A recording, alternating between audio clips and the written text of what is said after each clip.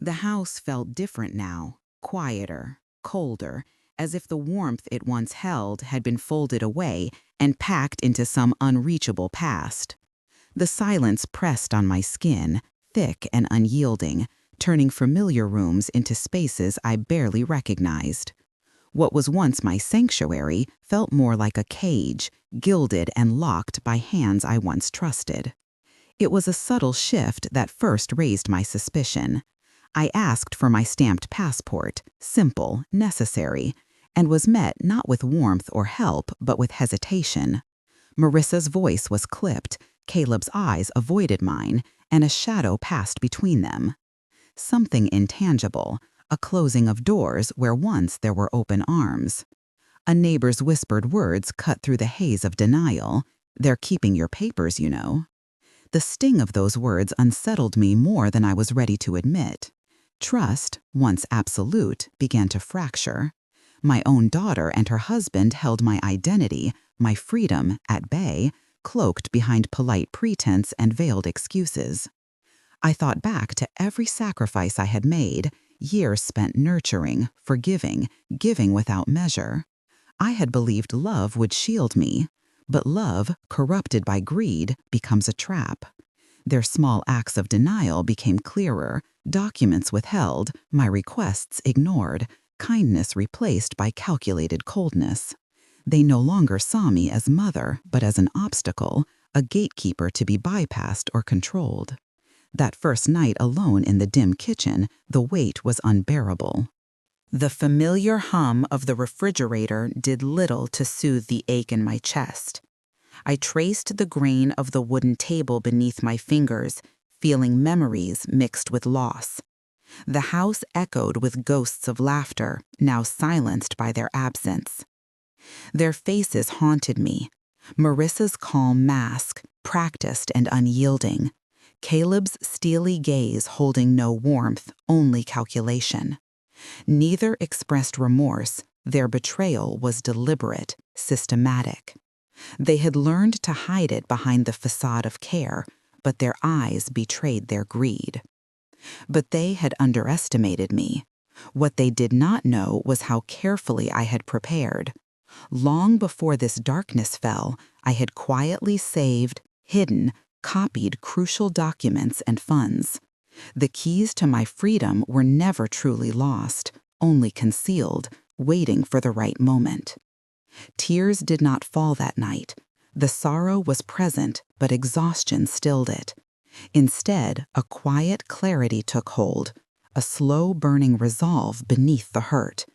Their betrayal was a wound, yes, but also a catalyst. I studied every detail of their deceit, every sly move, weaving a silent plan within my mind.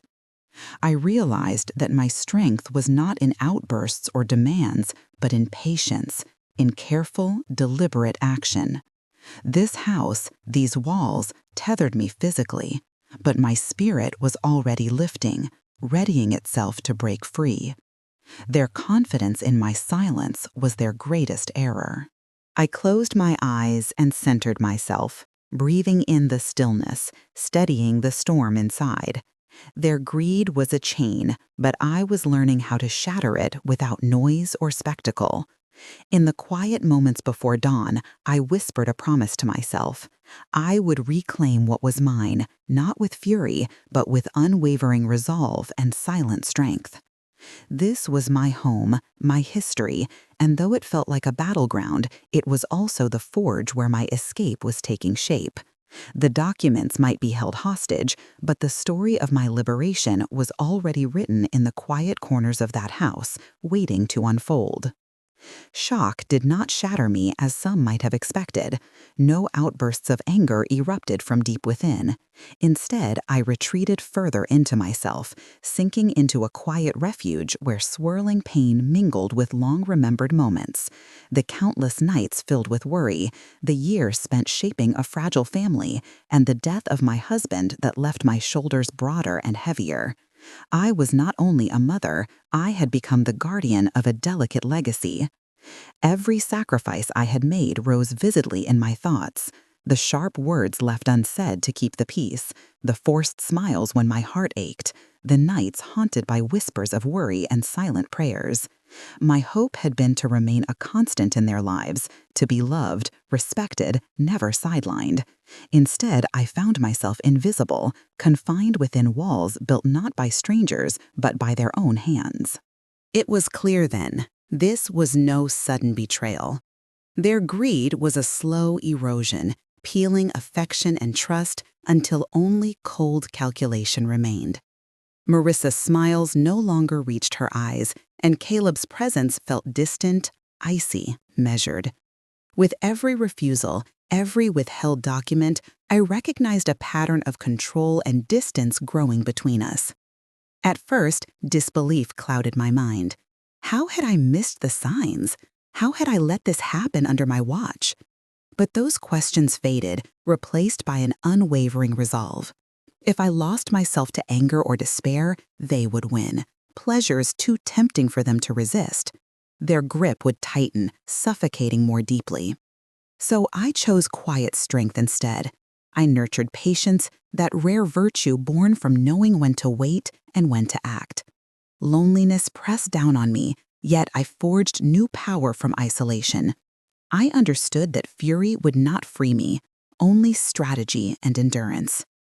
Painful and sweet memories swirled inside me, of my late husband, whose absence left a hollow in my center, of a little girl who once trusted blindly, now someone I barely recognized. Yet between these fragments, clear purpose emerged. The past could not chain me. Each night, as the house quieted, I repeated a mantra that became my shield. I would not remain trapped. Freedom was not an empty dream. It was coming, slowly, methodically. I would craft my escape with careful hands, not reckless shouting. While they saw weakness, I gathered strength in silence. I recalled every hidden file, every savings account tucked away in names and places they never suspected. The legal documents, the keys, not lost, only hidden. My hands may be tied, but my mind raced ahead, weaving a path. I studied them as one studies a rival in chess. Every furtive look, every whisper behind closed doors, every false smile was a clue. They were confident, arrogant even, but pride was their undoing. This calm observation became a guiding light. I anticipated their moves before they made them. I cataloged their tactics, their lies, their masked greed. They saw only a mother to confine, but I was the woman dismantling their control piece by piece. My liberation would not be spectacle. I would not plead or shout. Instead, I would unravel the trap silently, pulling threads until it fell apart. This quiet revenge leaves no scars on the victor, only on those who built the cage. Though the road ahead was lonely and uncertain, I was no longer afraid. I learned to wear vulnerability as a mask, letting them believe I was broken, while beneath I grew stronger day by day. The house, once a prison, became my workshop, where I shaped plans and stored secrets. I often thought of fresh air, open streets, where past shadows could not follow. Imagined distant places where I could breathe freely. This vision fueled the fire. Each delayed request, every denied paper, was not imprisonment, but a reminder of what I was preparing to reclaim. In the long, silent nights, I allowed myself brief sorrow, never enough to weaken the resolve I nurtured. I reminded myself constantly that years of sacrifice had steeled me for this battle. Every tear withheld was a brick in the foundation of my coming freedom. Life's lessons whispered through the dark.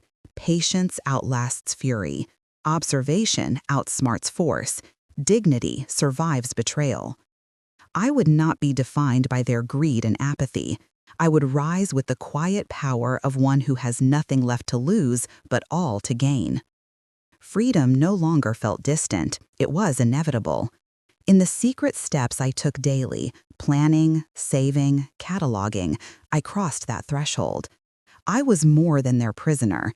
I was architect of my salvation. So, in the shadow of their betrayal, I vowed quietly but firmly, I would not only survive, I would escape, not with cries of pain, but with steady, unyielding force of a woman who refused to be caged any longer. I reminded myself that their greed was not just a selfish act, but also a reflection of their fear, the fear of losing control, of admitting that I was stronger than they ever imagined. What they built as a prison was, unknowingly, the arena where I honed resilience. In the stillness, I began to count the pieces of my past carefully. Legal papers stashed away, financial accounts opened in secret, letters hidden in the folds of time. These were invisible threads of my future, a safety net waiting when the time came. My thoughts often wandered to my late husband, whose quiet strength and wisdom guided me even now. His memory gave me courage to dream of freedom beyond these confining walls. I resolved to honor his legacy by reclaiming the life we had imagined together. At times, loneliness wrapped around me like a heavy shroud, but I embraced it as a proving ground. It was in solitude that I sharpened my resolve, refined my plans, and silenced the doubts that threatened to consume me. By day, I played the role they expected, a quiet, compliant mother. But inside, every look, every withheld response was a calculated move in a silent game only I fully understood. My patience was not weakness, it was a weapon. As the weeks passed, I felt the invisible chains loosening, thread by thread. The layers of deceit piled by those I loved too much were no match for my steady underpinning of truth and preparation. One by one, I revisited every memory and every room in the house, turning pain into purpose. The kitchen where I had sat alone that first night became the proving ground for my strength, where sorrow transformed into a determined spark. I made peace with the quiet.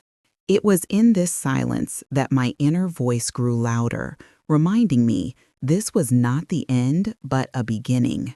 I was writing the next chapter, one where I was no longer hostage, but free. And so I waited, steadfast, knowing that the true power rested in time, patience, and a mind sharpened by betrayal, but not broken. The quiet storm inside me was gathering strength, ready to rise when I chose. Freedom was coming, not as a sudden explosion, but as the inevitable dawn breaking after the longest night.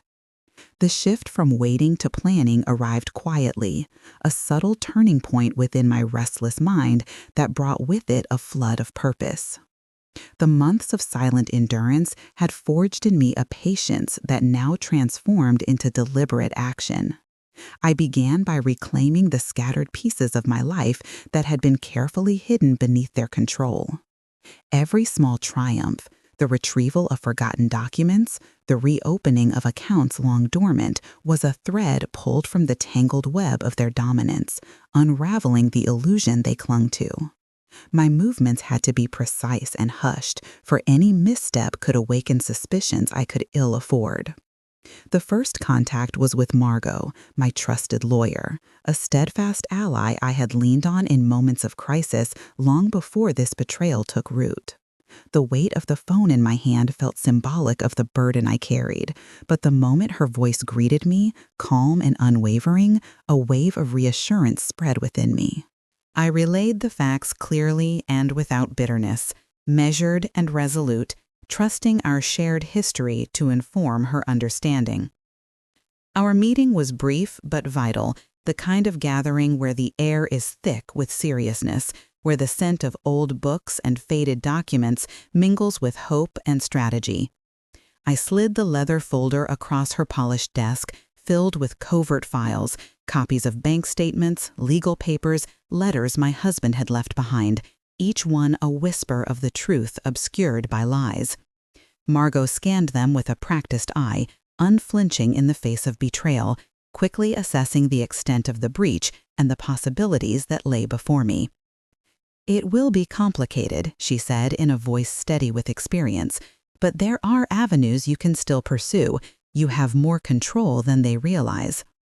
Her assurance was both balm and battle cry, a validation that what I had preserved in secrecy could be wielded to reclaim what was mine. Alongside the legal front, I fortified my financial independence with discreet care. The years of quiet saving were not merely prudent, but essential, building foundations that now served as pillars for my plan. I contacted an overseas agent, a discreet specialist in arranging matters far from prying eyes, a facilitator for the unannounced, the unacknowledged. With resources secured over decades, I acquired a new passport under an alias and booked a one-way passage towards a new life, a fresh start beyond the grasp of those who sought to entrap me. Evenings became my sanctuary, hours devoted to poring over legal texts, financial documents, and hidden correspondences. Each discovery was a key, unlocking secrets they believed buried. I traced accounts they did not know existed, documents cleverly stored in obscure locations, even small personal notes tucked among decades of memorabilia overlooked by greedy eyes. This house, once the emblem of my captivity, would soon be a symbol of my liberation, sold quietly, invisibly, without fuss or declaration. No dramatic farewell, just a ghostly absence speaking louder than any confrontation. Throughout, I maintained a careful facade. Daily interactions with Marissa and Caleb remained neutral, carefully neutral, allowing their arrogance to blossom unchecked. They mistook my calm for compliance, my silence for submission. Little did they suspect that beneath this placid surface, I was orchestrating my release with methodical precision. Every asset, every hidden account, every legal loophole I had learned to navigate, I cataloged meticulously. Letters from my late husband, imbued with forgotten wisdom, became my quiet arsenal, reminders of strength and resolve. These documents were my proof that my freedom was real, that the life I refused to relinquish was still within reach. The timeline of my plans took shape with surgical exactness. Legal paperwork would be filed covertly, shielded from their prying eyes. Property deeds transferred remotely in secrecy. Accounts moved beyond their control step by step. Each action was a thread in a tapestry weaving itself in silence, destined to unravel the prison they had forged around me. My preparations extended beyond material concerns. I cultivated a readiness that translated into calmness in every gesture. I chose what to leave behind, a few treasured possessions, like my husband's worn pocket watch or a faded photograph, remnants of a past chapter I would honor but not cling to. The rest would be sold, liquidated into freedom. The thought of that new beginning, walking unknowingly into an unfamiliar city, breathing air untouched by betrayal, kept the flame alive within me. It was an ember fed not by fantasy, but by the certainty built upon months of planning and observation. As I packed my belongings, each folded item was a quiet act of rebellion, a tangible step towards self-liberation. The house, the past, the deceit, they would no longer define me. I felt the gravity of the moment, tempered not by panic, but by the strength of one who had known despair and emerged steadier. I was not just leaving an address or possessions behind, I was abandoning the chains they had clasped around my identity. Each measure was deliberate, crafted for discretion, fearing no spectacle, but trusting in the power of silent decisiveness. I imagined the moment they would realize their control had collapsed. There would be no confrontation, no dramatic fallouts, only the quiet truth etched in legal papers, the finality of an empty house and closed bank accounts. Their arrogance would shatter quietly, and I would be the one standing calmly amidst the ruins. This was not a story of fury or passion, but of resilience and unyielding calm. I had learned that silence could be more devastating than shouting, patience could outmaneuver aggression, and dignity conquered betrayal. The plan was set, the pieces aligned. I was ready to move, not out of desperation, but from a place of power and preparation. The house was the stage, the documents were my weapons, and freedom was the eventual and inevitable outcome. Though the nights were quiet, the storm inside me had grown to a steady, relentless force. I embraced it, knowing that the time for action was at hand.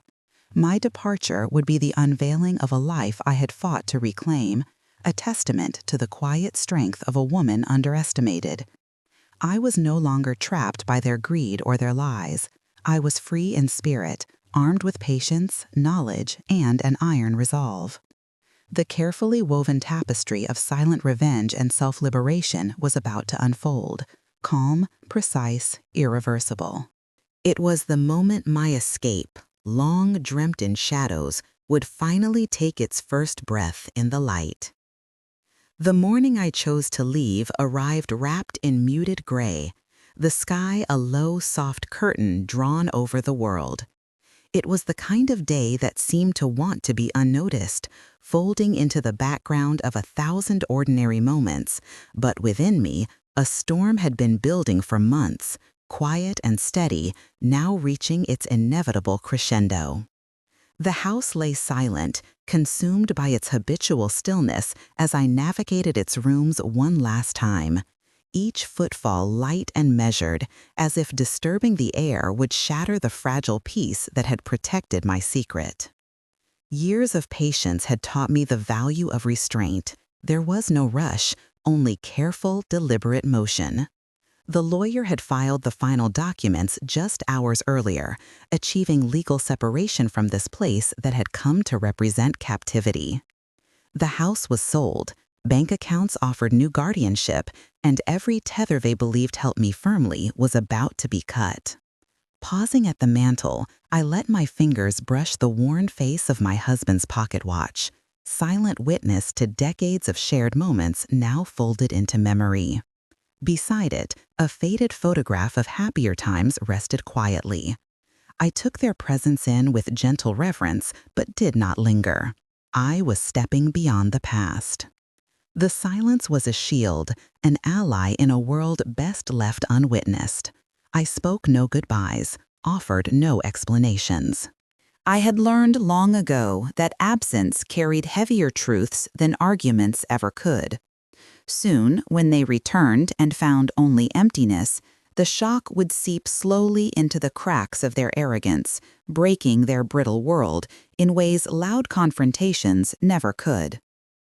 Each bag I packed was a small act of defiance, a folding away of old chains, a gathering of fragments of a new independence. Leaving behind the familiar was bittersweet but necessary. I was not simply abandoning a place, but shedding a former self shaped by control and betrayal. I entrusted the keys and the future of the house to Margot, my unshakable partner in this quest for justice. Her unwavering loyalty was a quiet comfort as I took the final steps from a life that had been toward one that would be. Stepping outside, the cool morning air brushed against my face like a whispered promise of freedom. I turned once, seeing the doorway through adult eyes, a portal to a life reclaimed rather than lost. What lay behind me was no longer home, it was history. At the airport, the chaotic blur of travelers, distant announcements, and rolling carts created a symphony of escape. My forged passport, born of painstaking arrangements and clandestine help, sat heavy in my pocket, a small but potent symbol of the future that awaited me. Every step I took closer to the gate dissolved the weight of years held captive by greed and silence. Ascending into the sky, the world shrinking below, I felt the bitter sweetness of leaving behind a house filled with ghosts of trust and betrayal. The months of scheming, silent victories, and quiet endurance had led to this moment, not merely a flight, but a rebirth. Touching down in a quiet European town felt like stepping into a new life. Here, faces held no recognition, streets held no memories of loss. The unfamiliarity was healing, a sanctuary where the past could lose its grip. I found a simple apartment, far removed from the grandeur and grief I had left behind. Its modest rooms were bare canvases for a new beginning. Every choice, every small possession unpacked, was a deliberate affirmation of freedom earned. Days unfolded softly, slow mornings with fresh coffee, the gentle rustle of pages in local libraries, quiet evenings wrapped in solitude and reflection. The betrayal that once shaped me softened in these moments, giving way to tentative hope. Occasional letters from home arrived like distant echoes. I read them without bitterness, noting instead the creeping silence within their words, the wide rift I had crossed. Legal protections arranged painstakingly with Margot ensured that anything of value, the house, the accounts, remained firmly within my grasp, defended against any attempt to reclaim them. Justice moved slowly but surely. The paperwork I had entrusted to capable hands acted as invisible guardians, steadfast in their duty to preserve the fruits of my silent battle. In this quiet life, I carved routines that nourished my soul, morning walks along cobblestone streets, savoring simple meals in cafes, the freedom to govern my days on my own terms. Each ritual was a balm, stitching peace into the wounds left by greed and silence. Time, the faithful healer, softened the sharp edges of memory. Tears once locked away found release not in sorrow, but in gentle laughter. Laughter born of rediscovered joy and quiet victories. Though far from the life I knew, I held close the truth that sustained me. Betrayal was but a chapter, not the whole story. Here, among strangers and soft dawns, I was no longer captive, but whole. I was Eleanor, mother and widow, survivor and architect of a new life. In the stillness of evening, watching the sun melt into the horizon, I whispered the mantras that had carried me through darkness. Freedom waits for no one, but I made sure it would wait for me. And in that whispered promise lived the triumph of a woman reborn, silent, strong, and finally free. The day Marissa and Caleb returned was ordinary in the eyes of the world. The sky hung in muted gray, the air carrying the faint scent of rain, the streets softly alive with the hum of daily life. Yet beneath this calm exterior, a storm of shattered expectation brewed, invisible but relentless. They approached the house with a swagger born of overconfidence, the certainty in their stride betraying the deep conviction that I was still the woman they had caged with silence and deceit. Their eyes swept over the familiar threshold, expecting to see the same subdued figure they had left behind, missing, compliant, and trapped beneath their control. I caught the flicker of dreaming arrogance in Marissa's gaze, the tightly held mask of feigned bliss worn like armor, and the calculating edge in Caleb's posture, assured that their grip remained unchallenged. But I was no longer the woman they thought I was. I stood before them resolute, calm, and unshaken, the embodiment of a quiet strength cultivated through months of secret endurance and unwavering determination. The submission they anticipated was replaced by a steel core of dignity and refusal. Their greetings were thin veneers of kindness, veils attempting to mask the hunger beneath, the urge to reclaim what they believed was rightfully theirs. Marissa's smile, tight and practiced, never reached her eyes, and Caleb's confident stance wavered slightly. They were beginning to suspect they had miscalculated. I said nothing at first. There was no need. The silence hung thick and potent, a presence that spoke louder than any words could. Then I reached into my bag and slid across the table a sealed envelope, heavy with truth and consequence. It bore the unmistakable seal of Margot, my trusted lawyer, a quiet accomplice in this meticulous dismantling of their dominion. The letter unfolded a carefully constructed reality: legal confirmation of the house's sale, transfer of all ownership to new hands beyond their reach, closure on financial accounts and assets they had long sought to control. It laid bare the inescapable truth. I was free. Their eyes darted over the contents with growing disbelief, confusion blooming rapidly into shock. The smug assurance that had defined their presence faltered, replaced by the brittle discord of unraveling plans. The entitlement they had grown comfortable with slipped silently away, defeated not by spectacle but by undeniable fact. Marissa's lips parted in a ripple of disbelief, searching for words that would stem the tide. Caleb's jaw clenched tight, his confidence cracked and fraying. The fortress they'd built crumbled, brick by silent brick, under the steady weight of the letter's truth. Next came the bank statement, crisp and unyielding, displaying in stark clarity that the accounts they had pilfered were now locked beneath layers of legal protection only I could command. Their sheen of control dulled, their advantage slipping into nothingness.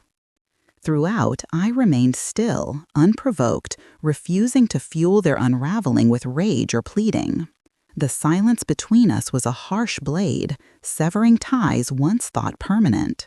The quiet finality in my gaze said more than any bitter words ever could. Their crafted illusions shattered without theatrics, eclipsed by the vibrant reality of my self-made freedom. The game they had believed they mastered had shifted irrevocably in my favor.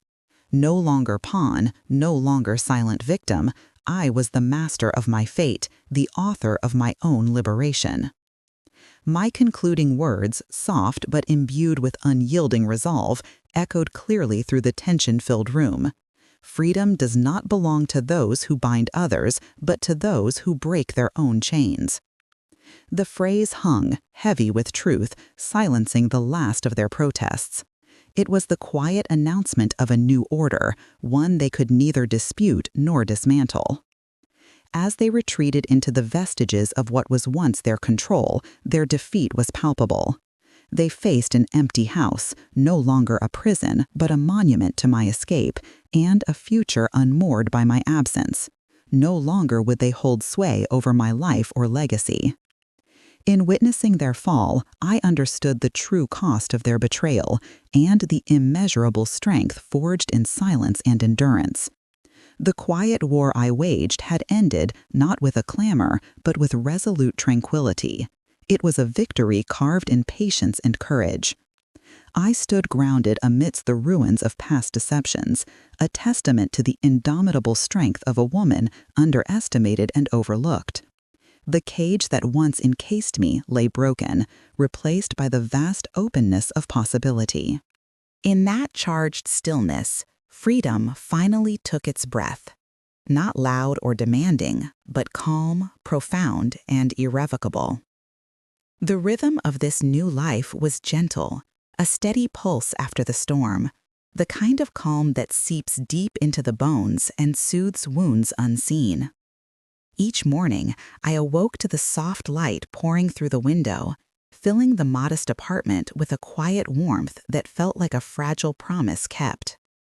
There was no urgency here, no rushing against time or expectation. I moved slowly, savoring the luxury of space I had not known in years. The silence was no longer oppressive but comforting, a backdrop for reflection and renewal. The town embraced me without question. Its narrow streets and old stone buildings seemed to hold secrets of their own, murmuring stories of resilience and quiet endurance. I spent mornings wandering beneath vaulted arches, the uneven cobblestones softening the sound of my footsteps.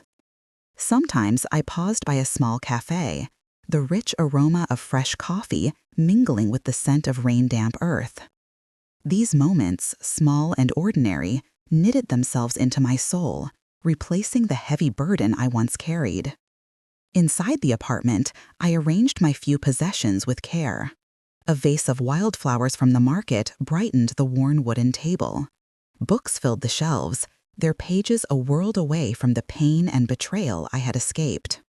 I kept a faded photograph of my husband close, not as a reminder of loss, but as a testament to the love and strength that had carried me this far. Each item was a deliberate choice, a symbol of a future reclaimed on my own terms. Letters from home slipped through the mail slot sporadically, fragments of a past life now distant and altered. I read them without anger, their words heavy with unspoken distance and tentative reconciliation. They were echoes, faint and fragmented, unable to bridge the gulf I had crossed.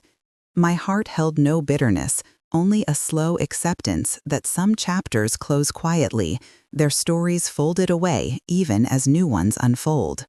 Margot's careful hand remained a guardian over the legal battlegrounds I had left behind. Every contract signed, every transfer completed, was a shield against attempts to reclaim what was mine. Knowing that the house, the accounts, the legacy had been secured allowed me to breathe without the sharp edge of fear. Justice, slow and steady, lingered as a silent sentinel, ensuring that the silent war I had fought was not lost to time. Daily routines became rituals of healing. My mornings stretched into peaceful walks beneath sprawling trees draped in morning mist. Cafes became refuges where I sipped tea and watched the world move without expectation. Evenings were often spent in quiet contemplation, journaling or reading under the soft glow of a single lamp. In these rhythms, I found the space to stitch broken pieces of myself into a whole anew. Time, the patient artisan, mellowed the hardest edges left by betrayal. Tears, once stifled, slipped free, not in sorrow but in quiet laughter, moments of joy rediscovered in solitude. I learned to welcome this laughter as a gentle victory, the sound of a heart reclaiming its beat after silence too long endured. Though far from all I had known, I held fast to the truth that had carried me through despair. Betrayal was but a single page in a vast book. Here, surrounded by strangers and under soft morning skies, I was no longer captive but complete. The chains once held by blood and lies had dissolved into the past. I was Eleanor, mother, widow, survivor, the architect of a new beginning forged from the ashes of betrayal. Each evening, as the sun dipped below distant hills and the sky blazed with soft hues of farewell, I whispered my mantra: "Freedom waits for no one, but I made sure it would wait for me." Within that quiet promise lived a profound triumph, a life reclaimed, a spirit reborn, silent, strong, and finally free.